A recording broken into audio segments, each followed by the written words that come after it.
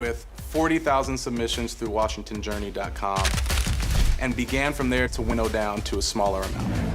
It gave us a broad view of how the public and our fan base feel about us as an organization and where they want to see us go. What were your initial thoughts about the name change? I was shocked. I'm not excited about the name change. I didn't take it as hard as a lot of fans. I'm actually excited that it's going to widen the fan base. No, I love my team, so I'm excited about what's to come. Even though the name has changed, it doesn't change, what we've built here. We are stewarding not just a logo, but we are stewarding people's cherished memories, and they should be present in our new identity.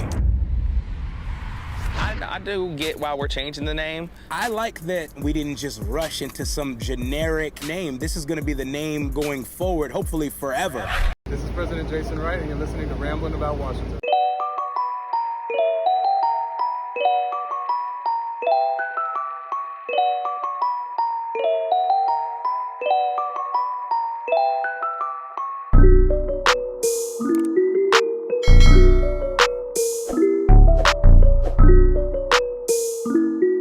I'd like to welcome on to the show YouTube Washington football creator GOAT, my guy Louie T from the Louie T Network channel. What's going on, man? Not much, man. Here to talk burgundy and gold with my guy Rio. So let's get it in, man. Let's talk about the burgundy and gold and what they doing up. And you already know something's going on. There's something always going on here, and there's always something to talk about, man. Hey, are you active on Twitter like that? I am, man. I think more so on Twitter than any other social platform. Hey, I'm on Twitter a ton. I wouldn't suggest being too active on there because it can get real crazy on Washington football Twitter. Like it could become a cesspool at times. Like we literally just had some guys bully the head coach into thanking him for some goddamn boxing glove, but we're not even gonna go there right now, man. What's up with you, man? How you feeling going into this season right now? I'm feeling good, man. I'm more encouraged and enthused about this season than I have been any Washington season I can remember. Probably, I think I've said this on multiple occasions. This is the most excited I've been for a season since probably 2016. I was really excited for that season. Oh, yeah, and we put up offensive numbers that year, and it just feels like the whole outfit has finally come together here. There was always like a missing piece, or we're not on the same page at some level of the organization, and things are finally coming together here.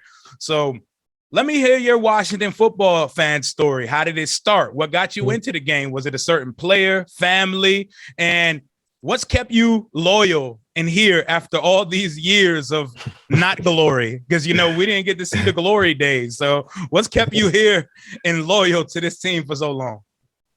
Well, my story isn't anything grandiose. It's nothing unique or special. Literally, I was born in VA.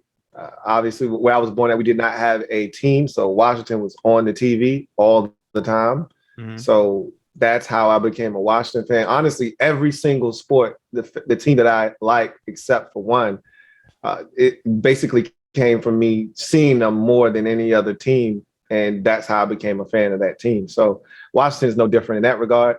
As far as the loyalty is concerned, I mean, that's just my nature. I'm a loyal guy. I love it. 10 toes down, day one. And it's been rough. I'm not going to lie to you. You know what I mean? I'd be lying to you if I sat here and told you that it was always fun. But at the end of the day, I mean, these are my boys. This is who I roll with, and it's going to be that way till it's over. So, I mean, I couldn't imagine rooting for another team, period. Same. That's why with this whole name discussion thing, I don't care what you name this goddamn team. The colors aren't going anywhere, but even if the colors left, I'm still here because this is my squad. Yeah. This is all I know. I don't know what it would feel like to root for another team. This is squad to the end of me, but you've amassed a large following on YouTube, man. You put out great content, and you even touch on things outside of the Washington football team, which I love because I know we obsess over this team. There's other things to talk about, other sports and other interesting topics. I love the leftover segment you do, by the way. That shit is great every time. But what got you into creating content? What put you in the creative process to start recording your thoughts daily? So I've always wanted to do something in this medium. And honestly, I wanted to be an athlete. I mean, who didn't? Who didn't grow Of up wanting course, to be an we athlete? all did. Right. So once that dream pretty much got squashed, I was like, okay, I watched my mom, and I tell this story all the time. So my first move was to go to law school. So I was studying to go to law school, and I kind of got a rude awakening. My dad lives across the street from Commonwealth Attorney, and he pretty much read me my rights, essentially. And it showed me that the path that I was on wasn't going to lead to anything fruitful, more likely than not. And so I've been having all these ideas for years about what I wanted to do. And the biggest thing to drive me was I wanted to be happy. You know, I always talk about this when I start getting deep, and I try not to get too deep because it goes over people's heads. But, you know, life is all about being happy. You know, what truly brings you joy in life? And I watched my mom work a job she didn't want to work for 26 years. And I said, I know one thing, I don't want to do that. So what can I do for the rest of my life that I will enjoy doing every single day and won't feel like I'm working? And talking about football in particular, sports is cool, but I don't love all the other sports like I love football. You know, I enjoy basketball, I enjoy baseball. Same. But I don't love them like I do football. So the one thing I could see myself doing every day, and the one sport that is seriously 365 days is the NFL. It wasn't always this way. It's turned into that probably over the last decade or so.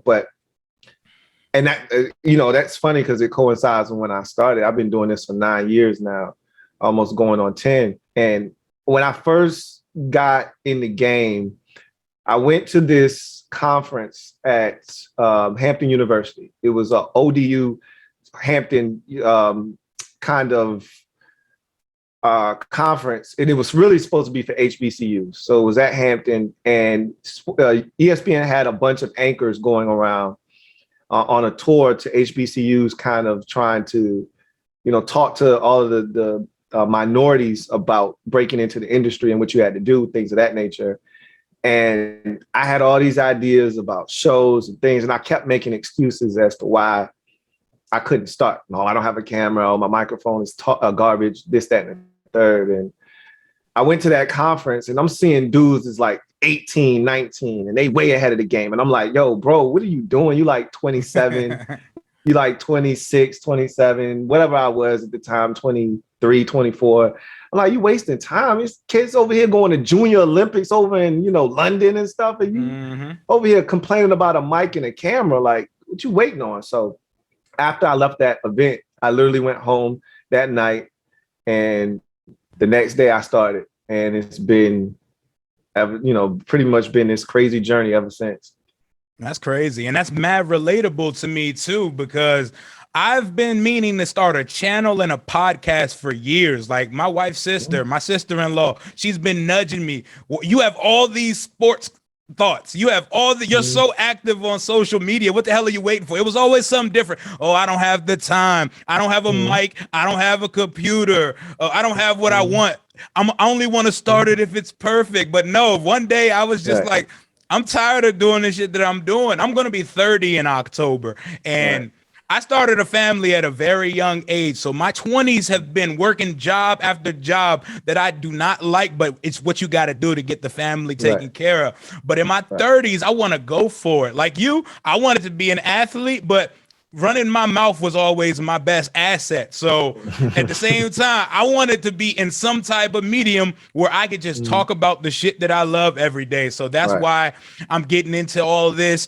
I started my podcast in March, and now I'm on YouTube, and I have so many ideas for vlogs and for different collaboration type things. And this creative space this is awesome, and I'm so glad to see that we have such a deep Washington football team community in this, and you are one of the leaders at the forefront of it. We appreciate you, brother, and what you do for this community. I appreciate y'all, man. Like I said, the feeling is definitely mutual and reciprocated, because without y'all, I cease to exist in terms of what I do. So Nobody wants to be doing videos and stuff and nobody's watching. You know what I mean? They Hell just yeah. old quick. You know what I mean? You put in all of that work and you look up and you got 27 views. That gets old quick. So I wouldn't be where I'm at without you guys. So like I said, that's reciprocated for sure. It's awesome, man. Hell yeah. And I feel you on that. That's why I haven't done my first live yet. I'm trying to stack some subs up first. You know, I ain't trying to be in there talking to myself. But yeah, well, I'll tell you what though, to be honest with you, you find your niche, you find your pocket. You know, everybody is different and whatever is best for you. You know, sometimes you'd be surprised, but you going live, people just sitting around, they ain't got nothing to do. It ain't nothing going on. They see you live, they jump on, and next thing you know, you just gained a couple of subs that way. Because they wouldn't have found you other than they just was, perusing YouTube and they saw that this channel was live and they talking about their favorite team. So they jumped on and, oh, this dude pretty dope. So even though you may think you don't have enough subs to go live, sometimes that's how you gain subs. That's right. Okay. That makes a lot of sense. But let's get to the shits, man. Washington football team making the brand yesterday, episode 3. Shout out to the team for letting me be a part of that, by the way. They've pretty much come down and said that there's 3 names that are in the finalists for the new Washington football team identity. What do you think those 3 names are? And what were your biggest takeaways from that video dropped yesterday?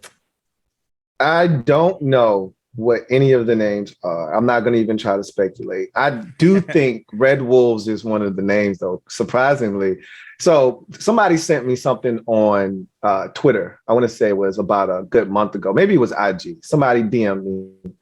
And it was a video of Ron talking to a reporter from somewhere. I think it was like a local reporter. Annie Agar. Might have been. Golf cart? In the golf cart. Yeah. Yes.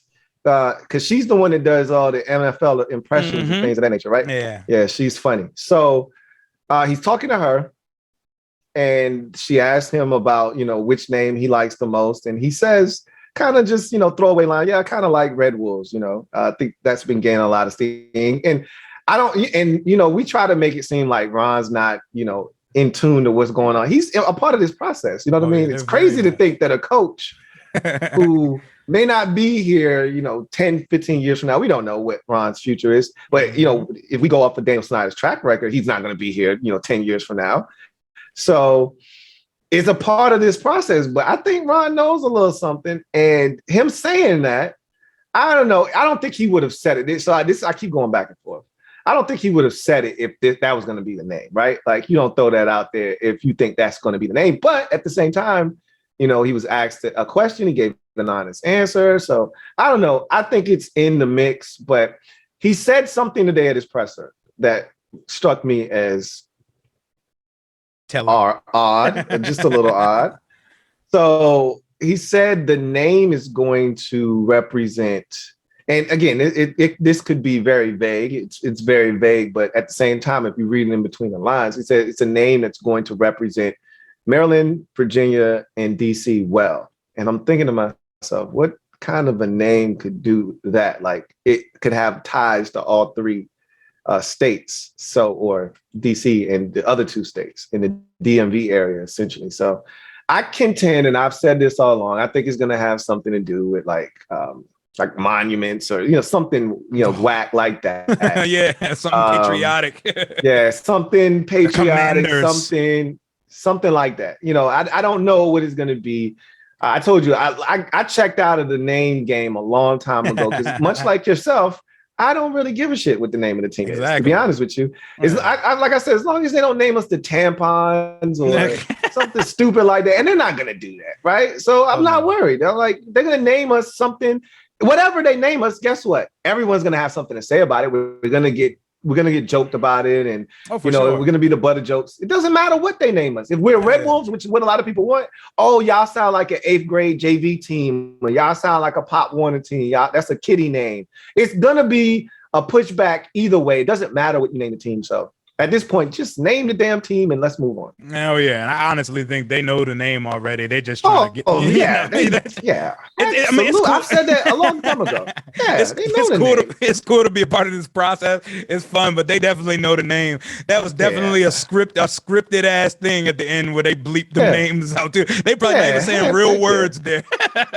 Yeah. I've said this for at least the last 2 months running. Like, they know the name. They've been knew the name. They've been doing, because let's not fool ourselves. If they really were in the process of still choosing a name, you wouldn't be able to do the rollout next year. Exactly. Because you've got so many different things you have to get squared away before you can roll out a brand new brand. So there's no way they're still mulling over names at this point of the process. If you're telling us that next year, and we're not that far away from 2022, we're not at all, that you're going to roll out a brand new name and you're going to start rolling everything out. They're dotting all their I's, crossing all the T's as we speak. That name has already been chosen. Oh yeah, and I'd rather that due diligence and that process checking all the boxes than what's happening in Cleveland right now. Because these guys, the Cleveland Guardians, they done picked the name of a damn roller derby team, and they filed the trademark like the same time they released it, and now they're in court about it. And that's not what you want to do when you pick your identity. And we want to roll it out in a little bit more grandiose, like exciting fashion. There's gonna be something epic to it, but. Let's get off the name discussion. What were your main takeaways from Thursday's preseason opener? I was really impressed with how well both first team units performed. I really liked the crispness of Fitz and his connection with the receivers. I didn't expect that timing to be that good so soon. You know, that pass to Terry on the second play of the game. Beautiful. That's a timing route. You know what I mean? He put that ball in a spot. Terry wasn't there yet. Terry just got his head around, and that ball was there. And Terry had to reach out for it so he could run after the catch. That was beautifully executed. You know, if Humphreys doesn't fall down, we convert that third down. You know what I mean? And then I think the run that they had that ended the first possession, Barber, they did that on they literally did that on purpose. Like, okay, we running. If you stop us, you stop us. If you don't, you don't, you know. So I really liked how they executed that throw to Logan Thomas. Was the most beautiful throw of the night, honestly, from any quarterback that we saw. Back shoulder. Was gorgeous. Back shoulder. It was gorgeous. So I thought Fitz was dialed in. I thought the offensive line, for the most part, did a really good job. And I thought, you know, there were some rush lanes early. They kind of went away as the game progressed for Gibby. But all in all, offense looked good. The defense, Chase getting the strip sack, full force fumble, and should have been scooped and scored, but you know, Devon Payne couldn't make that happen. And so just, you know, seeing them come out and do what they did defensively. Yeah, the Patriots, after the missed field goal, got great field position and got into field goal position themselves. But I thought the defense was solid, man. I enjoyed that aspect of it. I think the outside of that, though, the two biggest takeaways for me were Jared Patterson and Sammy Reyes, because those two guys, I thought, put themselves in a position. I thought both of those guys going into the game were on the outside looking in of the roster. I felt like after the game, both of those guys are on the inside. Now, they're not secure, but they put their foot wedged in between the door and they went in, and now they've got a chance to seriously make this football team. Oh, yeah. And just off a quarterback play alone, just seeing Fitzpatrick, those two possessions, it's such a breath of fresh air. Like, I just looked, it's just two possessions of the first preseason game, but just seeing the timing, seeing the normal base level quarterback boxes being checked. I'm looking at back shoulder throws, timing routes, and I didn't see a bunch of check downs, you know, because check down Jesus was here. Him and Dwayne Askins just stinking up the joint all year. It's nice to see a 3-step drop, balls out, and you know exactly where the ball's coming. I really wish Humphreys didn't slip on that second possession, because I think we would have took it right down the field on him. Offense was moving on all cylinders, and I'm not too concerned about the play. Like Jamin Davis, he had a rough go at it on his first game. It's his first time playing in an NFL game. I see people throw, oh, he's a bust. Oh, we should have drafted a quarterback. I understand. Watching all the rookie quarterbacks over the weekend, it did give me a little, oh man, we should have took one. But no, when I come back to realization for a second, I like what we've done, and he's going to be a good linebacker, man. What do you feel about Jamin's first game? Yeah, I thought he was solid. After going back and watching it again, I thought he was solid. And I had the same thought process that I did when I was watching it live. After going back and watching it again, I compared my notes from watching the game live to watching it over again. And I wrote down the same thing again. Like, he's just thinking too much. And that's what you expect from a young linebacker. They put a lot on his plate. Ron has said over and over again, we taught this kid all three positions, and then we really wanted him to master middle linebacker. And so there's a lot of nuance that goes into that position in particular, because you're the leader of the defense, essentially, when you're the middle linebacker. It's your job to get everybody lined up. They're calling the plays a lot of times into your helmet. Normally, the middle linebacker has the green dot. So you've got to get everybody lined up. You've got to get acclimated to the speed of the game. You got to figure out where you belong. You got to figure out where your run fits are. Is this play action fake? Is it a run or is it a pass? Where do I go? It's a lot going on in that kid's brain in his first ever NFL game. And I thought he actually was really solid after going back and watching.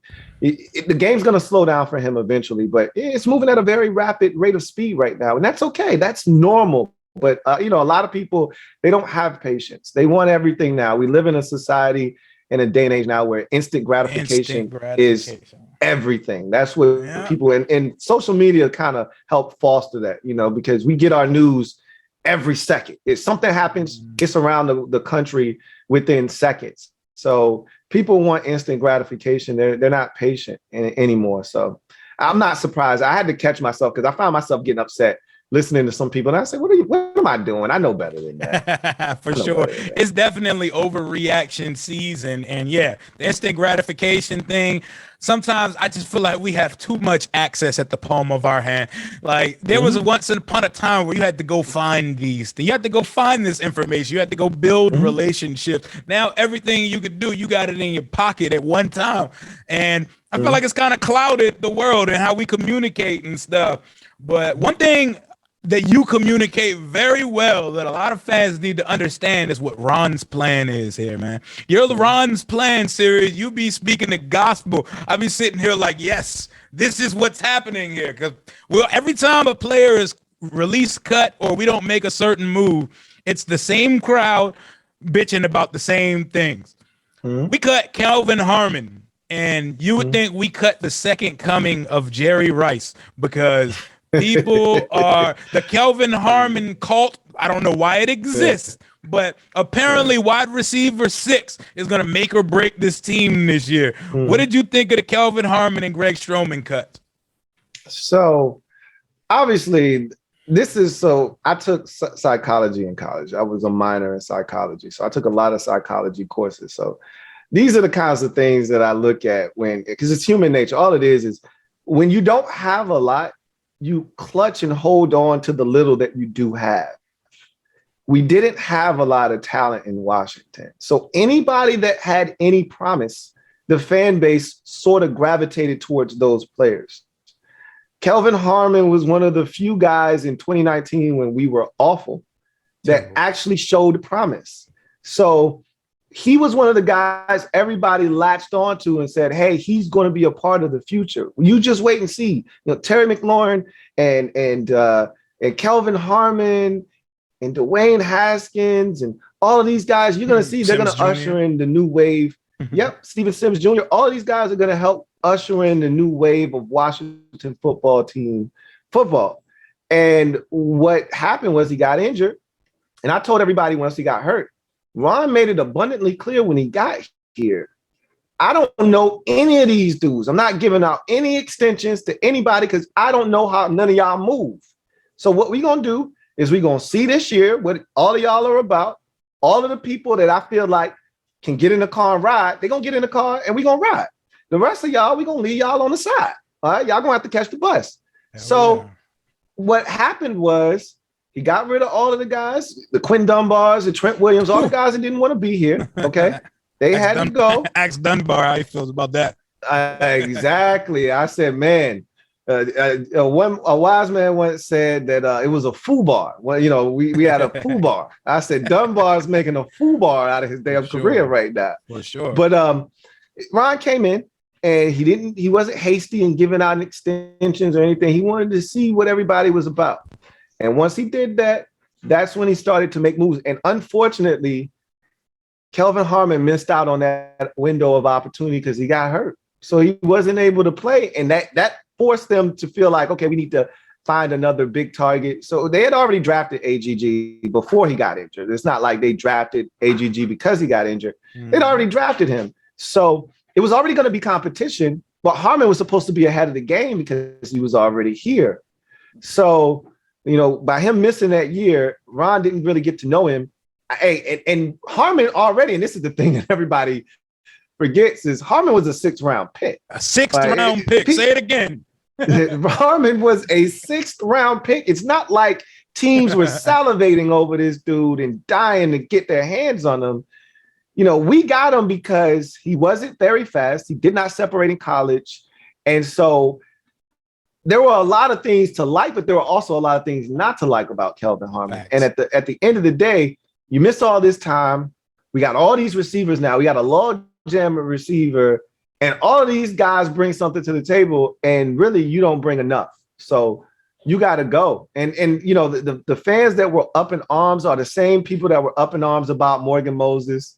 It's the same people that were mad that Kyle Smith wasn't retained, the same people that wanted Kevin O'Connell as the offensive coordinator last year. It's the same people. You know what I mean? When you don't have anything, you hold on to the little that you do have. And so I didn't have any issues with it. I saw it coming a mile away. Who didn't see it coming after the depth chart? When that depth chart was released and Kelvin Harmon was like 6th, okay. Yeah, he's done. And then what confirmed it for me was the preseason game. The brother didn't get into the 4th quarter. I mean, if that don't tell you all you need to know, then I don't know what else is going to tell you that. So at the end of the day, I thought Stroh was gone last year. I was shocked that Stroh was still hanging around this year. So I was just happy that Stroh was still here. Honestly, you would forget that he's on the roster sometimes. It's easy to. Like I said, I didn't even know he was still on the roster until somebody told me like 6 months ago, like, yeah, we still got Stroh. I said, we got Stroh? I had to go look it up. Oh, man, Stroh is still here. What up, Stroh? Good for him. So, yeah, I didn't know, man. I had no clue. So we just need to trust the process. If there's one thing Ron showed us in his first year is he knows how to evaluate talent, because we hated the Ronald Darby and Logan Thomas signing. Oh, Logan Thomas only did this in his career as a tight end. This dude comes in and looks like the real deal. And he told us off rip he's a number 1 tight end. And it sounded bad at first, but trust the process. We finally have decision makers here in place that know football. These are football guys all over the place. And now the business is not coinciding with the football guys. It's split and they're doing their part. So be a part of Ron's plan. Trust the process, and I hate that cliche, but just trust the process, and we're going to move forward because we're going to be a good team this year. What's your season prediction this year looking like? How good can we be this year? So, the ceiling is extremely high, but it all really kind of surrounds the quarterback position. Honestly, how far we go is going to be predicated on how much production we get out of the quarterback position. Honestly, I mean, I don't know how good this defense is going to be. I think we could take a step back statistically, defensively, and I would feel really good if we still performed at a high level because we're playing much better competition this year. So I expect the defensive numbers to not be as good as they were last season. And I still will feel good about the defense because I know who we're playing against. I'm no fool. So I understand the defense is going to be solid.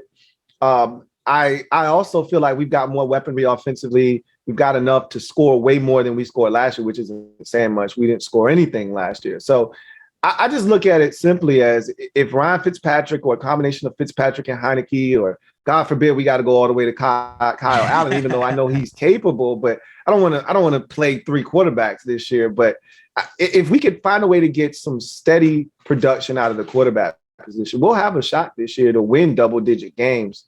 But again, it's all really predicated on the performance of the quarterback position, to be honest. All of it really is. It comes down to the quarterback because the way we've put this roster together, we've amassed so much young talent depth in most positions that the only real glaring hole on the team is the quarterback position. We got to see what the tackles do and what the linebacker room shapes up to be, but there is one glaring hole, and we're going to see. I think Fitzpatrick's in a position, he's in a swag right now where he feels like, with this team around me, I can show some things that I've not been able to show in other places. And he's the vet. He's already won over the locker room. He's the clear QB1. I know the Heineke story is fun.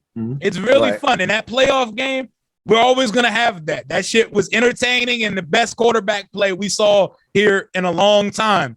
But I think people are starting to forget that him and Kyle Allen, they're kind of the same guy. They're like the Spider-Man meme where they're pointing to each other. That's what Taylor Heineke and Kyle Allen are. They're the same guy. But we get lost after that playoff game. I think that Heineke's on this level that he's not. They're on the same level. They're both going to be journeyman, undrafted quarterbacks that have an affinity with they do something that the coaches love because they're like their stepchildren and they're going to be kept around here for the process. But so I'm gonna piggyback off of that for a second. So with the quarterbacks, the reason why they love them is because they know their system and they can run it. You know, a lot of times with coordinators, anywhere they go, whether they're a coordinator and they go somewhere else or they get a head coaching job, you usually see them bring one of those journeyman quarterbacks with them, a guy that's comfortable in their system, because not only is that guy going to be able to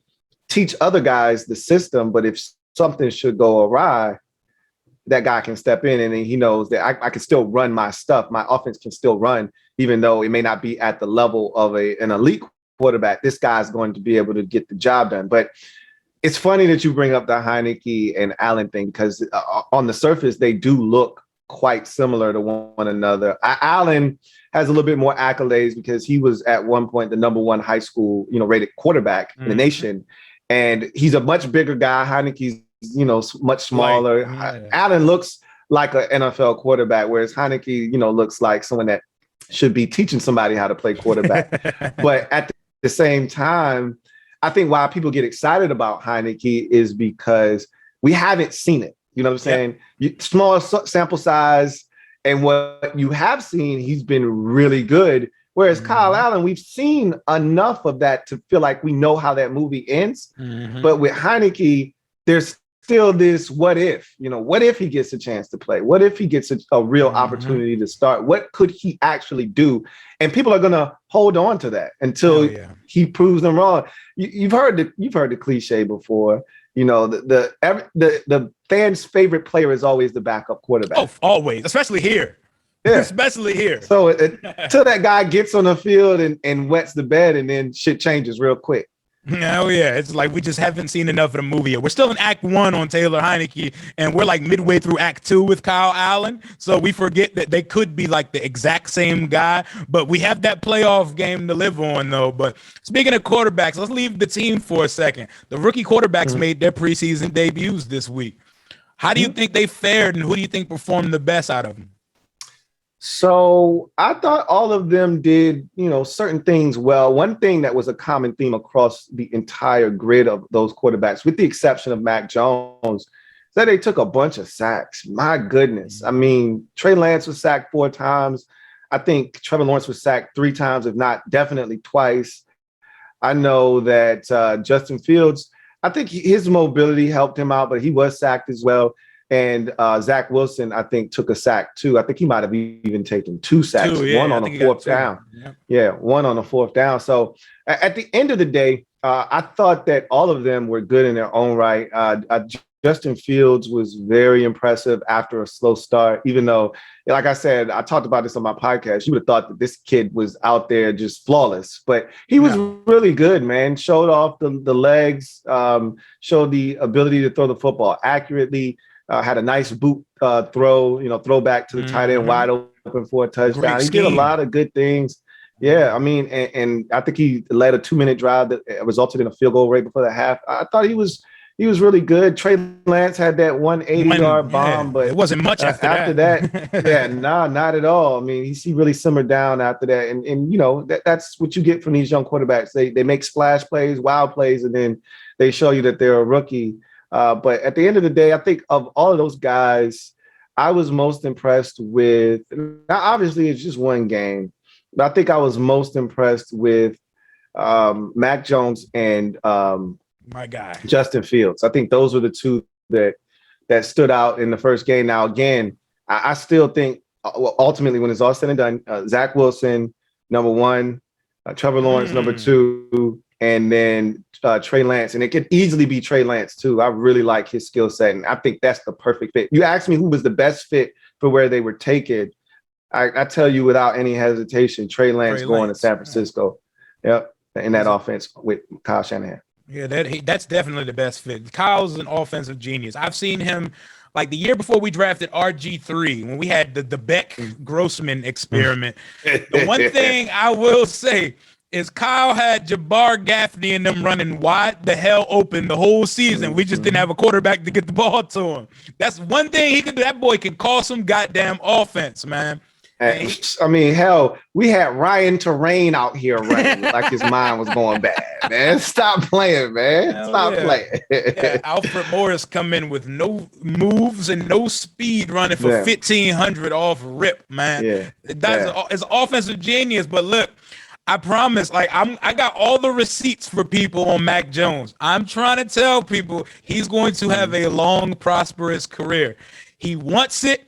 The passion's there. He's going to put all the work in. He's a perfectionist, and he's poised as hell. I think he's just as ready as Trevor Lawrence to start from day one and look right and like look decent and look the part immediately. Trevor Lawrence obviously is more talented than him, but Mac Jones has great touch. He has just enough arm. And I heard you say it too.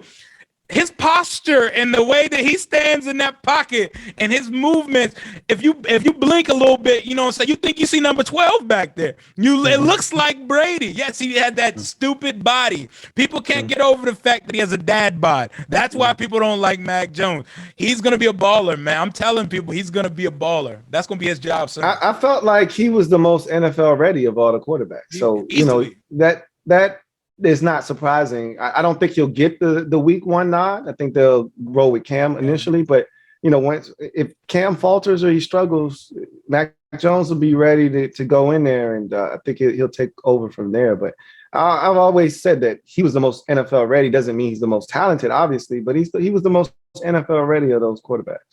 Yep, I agree. A lot of people don't agree, but yeah, like I said, I got receipts. I'm ready to take my victory lap when Mac Jones is out here looking like a franchise quarterback. If you're right, you got to make sure they know you were right. Hell yeah. And if I'm wrong, I will eat crow and I will gladly do so. But this taunting rule that the NFL is pushing right for this year, that shit has to go. I hope that shit goes as fast as the replacement refs do, because that's going to create some problems in game. They're telling football players, gladiators, absolute monsters to play without emotion. This is not baseball. What do you feel about that?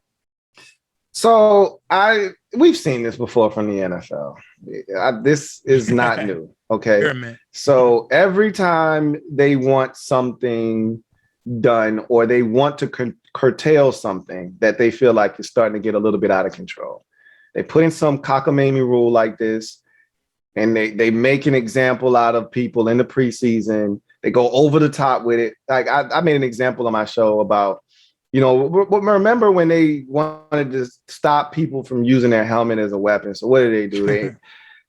They put in the spearing rule where you couldn't use the crown of your helmet, the crown of the helmet rule for the offensive players. Okay, they're going to start flagging people. And they start calling all these flags in the preseason. And we're like, oh my God, this is crazy. You could call that on almost every play. It's natural for a person that's about to get hit to lower their head, to adjust and brace for contact.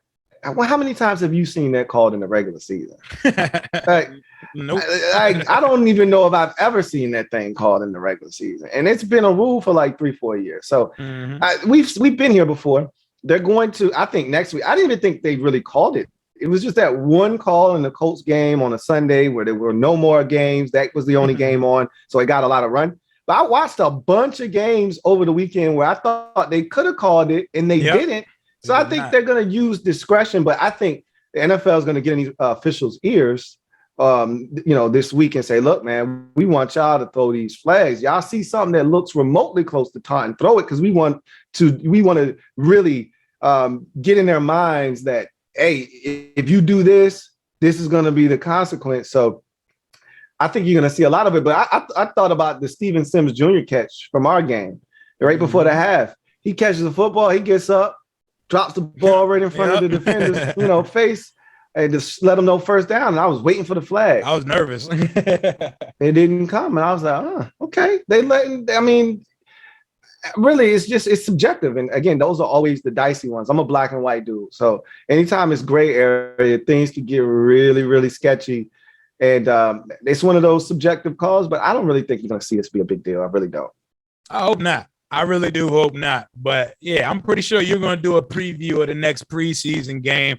So we're not going to get too much into it. But since there's only 3 preseason games now, would this be viewed as the dress rehearsal, this week 2 game? Because I doubt we see anyone versus the Ravens next week. Or does that mindset change because of the new structure of the season? I think it changes. Ron kind of gave us a hint that because there's 2 weeks off between the last preseason game and the start of the regular season, that I think he's going to play a lot of these players. Now, I don't know if that'll be the dress rehearsal or not, if they'll play a full half of football. That might be this week's game. And then next week's game, they may play like a quarter or a couple possessions just to get out there and run around. But if you ask me, I think week 3 is going to be the dress rehearsal. I think they're going to continue to ramp up. I pretty much speculated before the first preseason game that the offense is going to get 2 possessions if they, perform well. If they go 3 and out, then they're going to stay out there. But they looked sharp. They went out, they moved the football on both possessions. So they came out after 2. The defense got 2 possessions. They came out. That was my prediction.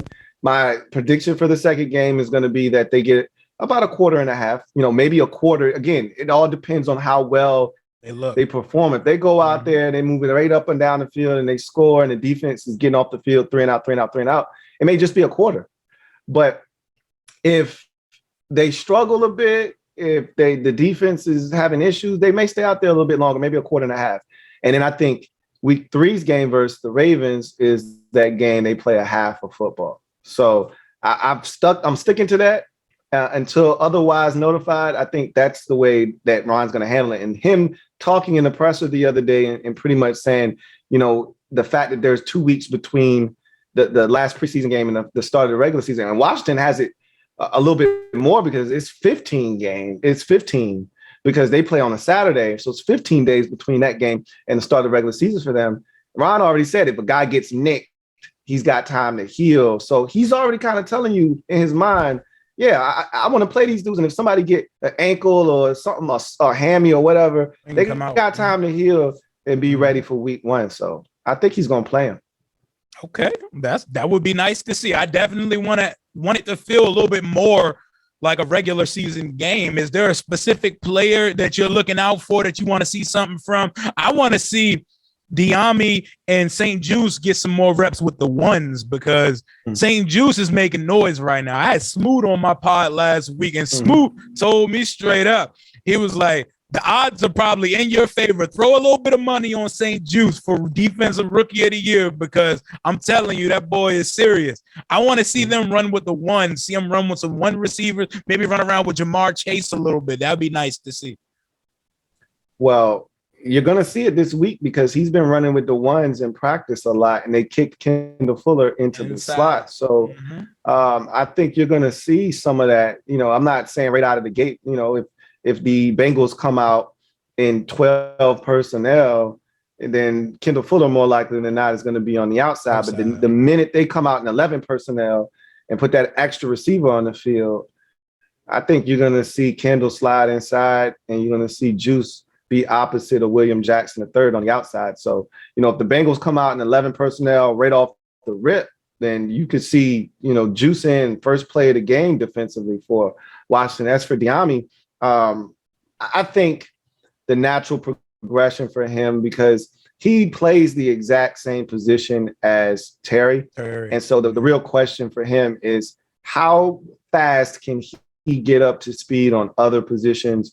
And, they're going to move Terry around. So Terry won't always be at the X. That'll give Diami a chance to get on the field. When they move Terry to the Z or Terry into the slot, that'll give Diami opportunities, because right now, all he really knows is X. That's all he played at North Carolina. So he's not really comfortable with those other positions right now. You don't want to overload the young fella anyway.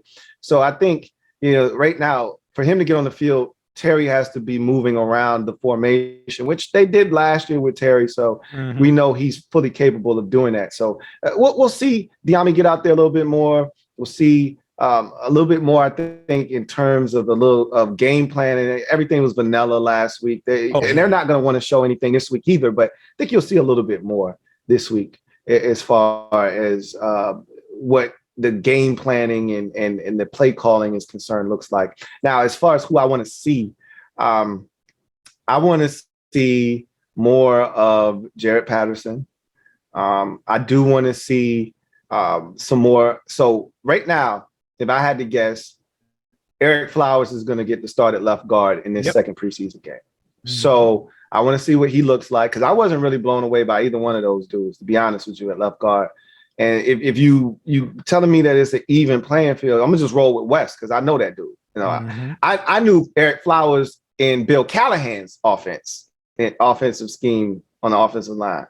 I don't know that dude in this offense. So I know the dude West was in the offense last year. I know he can get the job done. So I'm gonna just go with the thing that's comfortable. So I want to take a look at him, see what he's doing. I want to see some more Sammy Reyes. I want to see some more John Bates at tight end. See those guys continue to develop. I also am really excited that Kyle Allen, barring a setback, is going to play. He already came to the podium today and said that he's going to play. Please, God, this week, because I don't think you can get adequate work with Steven Montez as quarterback. You cannot. Watching him for 2 quarters hurt my eyes, man. Yeah, that was tough to watch, man. So I'm so glad Kyle Allen is going to play. It's going to allow a lot of these guys to get more reps. And I honestly want to see more of DeAndre Carter, because I'm like, okay, you about to push my boy AGG out the door and make him a practice squad guy. Well, let me see what you got, man. Because I wasn't like, everybody was all blown away and goo gaga over this dude on punts. I really wasn't. Like, his first punt return, I went back and watched it. It was pretty solid. Like, I get it. You get up the field and then they start coming. There ain't no reason to take no hit, get out of bounds. The second one, he just made a beeline for out of bounds. Like, it was a nice return, but I'm like, he just straight ran towards out of bounds. And the minute he thought contact was coming, he still got hit. Anyway, he wanted to get out of bounds. So I'm not blown away by him on punts. And somebody told me this. I can't confirm nor deny this, so I don't want to put misinformation out there. But somebody told me the dude fumbled 5 times in a short period of time, because he's been in the league. I didn't realize until I started doing some homework on him. 2015 was his first year in the league. So he's been trying to, find his way in the league. And I think he's really been on a roster for 3 of those 6 years. So I think in those 3 years, he's fumbled 5 times already. If that's the case, he's got an issue too. So we're going to see. I want to see more of this dude, man. I'm not sold on him quite yet, but they seem to be. He's been getting first team reps and things of that nature. So I know I need to see something out of AGG at some point. Like, I need to see this dude create some sort of separate. I need to see him not be Josh Doxson, because right now, that's the track we're heading on, and we just got Harmon out of here. I need you to show more. I need you to get open. I need you to catch some pass. I need you to make a big play. Show us something, because they took you in the 4th round last year. They're not just going to keep you around because they took you in the 4th round last year. You got to show us something. I'm looking for more reps of Sam Cosmi. I want to see him. I want to see him mix it. I want to see put someone on their ass. I would love to see him play for a whole half of football. And it's too early to panic, but I think even if it's a preseason game, playing against your old team means something. I need to see William Jackson look more comfortable on defense, because he getting his shit mixed up in practice right now. Like, even AGG's giving him work in practice right now. I need to see him look comfortable where he's at, and make a play or two in the game just to keep the panic meter down. Because I'm not gonna panic over some one-on-one reps in practice, but we remember how the Josh Norman thing started. And I don't want us on that same track because he seems like a really good dude. And I'm gonna put him in the same category as Jano, because Jano never was supposed to be a star corner. He was never supposed to be following the other team's best receiver. In Carolina, he was strictly a cover 3 corner. That's how he made his money. That's where he made his plays. He was a zone corner, and we tried to take him and make him into something that he wasn't. Yep. We're doing the opposite here. We're taking a man dog, a dog in man coverage, and we trying to tame him. Hey, you know, don't bite. All right, just calm down. All right, I want you to play some zone, man. And he wants to sick him. He wants to attack. And so we're trying to get him to ease up a little bit. And I look, I much rather have a dog that I gotta to calm down than one that I'm over here trying to teach to be a trained killer. So I think he's got that mentality. Another guy I don't want to forget is Dustin Hopkins. I need to see him in this game, even on extra points. But I want to see him kick, a 48-yard. I want to see him kick a 51-yard. I want to see him have to make some field goals. Like I purposefully want to see a drive stall out at the 4-yard line, and he have to come on the field and attempt a 52-yard field goal. Like I'm looking for that, because I need to know that he can, that this process is starting to take shape. He went 5 for 5 at practice today, which is a good sign, but that's practice. I need to see it in the game, and I need to see the consistency of it. Hell yeah, because if he's still struggling in game 2, they better have some goddamn kickers and trying out on Monday. But that's all I got for right now, man. I've appreciated rapping with you today, man. We definitely got to do more of this in the future. Go ahead and plug all your stuff. And also another thing, like the fact that you could do like 5-6 hour streams, I commend and respect the hell out of that. That is awesome. I don't know how you do that shit, but that shit is fire, yo. So, I mean, honestly, y'all power that, man. They give me all the ammunition. They're the ones, super chatting and giving me different topics. Now, I will say, I mean, there are times where somebody just says, yo, what up, man? What up, Lou? I'm here in Virginia Beach, and I'll take that and I'll talk about some shit that got nothing to do with that for 15 minutes, and then realize, okay, I'm rambling over here. I'm talking about 1992, and the person just said, "What's up?" You know what I mean? So, sometimes I catch myself, but at the end of the day, man, time flies when you're having fun. And anytime I'm talking, with the fam, and we talking about the burgundy and gold, man, it's usually a blast. So it goes by really quickly. As for where you can find me, obviously, you can find me on the Louie T Network. Tons of Washington football team content coming at you every single day, just about. So subscribe if you haven't already done so there. You can find me on Twitter at Louie T Network, and find me on IG, Louie T Network _. And so, the Louie T Network podcast is available wherever you get your podcast. It's also on YouTube as well. So it's so many different things going on. I'm all over the place, man. Oh yeah, and that's what I'm talking about, man. You keep that content churning out. But that's going to do for today's episode of the Rambling About Washington podcast. You can find me on Twitter and Instagram at Raw Podcast W Rio and at Rio_Robinson91. YouTube channel Rambling with Rio Robinson. Click the bell for notifications and click subscribe. Like and comment under the video so we can get some conversation going. But until next time, hail to the nameless football team. Deuces.